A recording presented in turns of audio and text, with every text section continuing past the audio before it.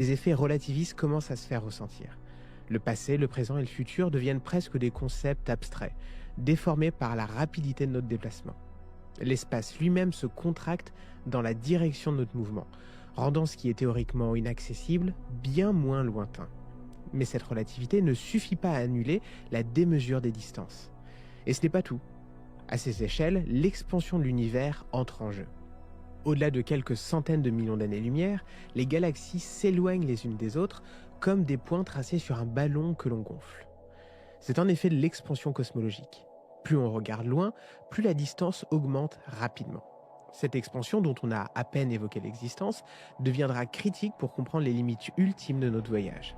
Mais pour l'instant, retenons seulement qu'à l'échelle des superamas, la gravité ne suffit pas pour maintenir les galaxies ensemble.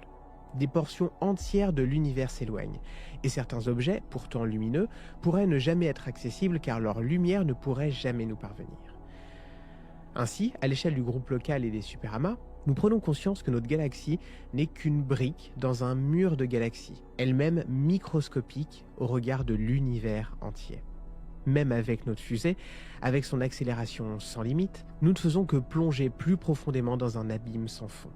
Prendre du recul, c'est constater que l'univers ressemble à un gigantesque labyrinthe fractal où chaque niveau de structure en contient un plus vaste. Nous voici parvenus aux limites ultimes de notre expansion cosmologique, là où la lumière elle-même ne suffit plus à éclairer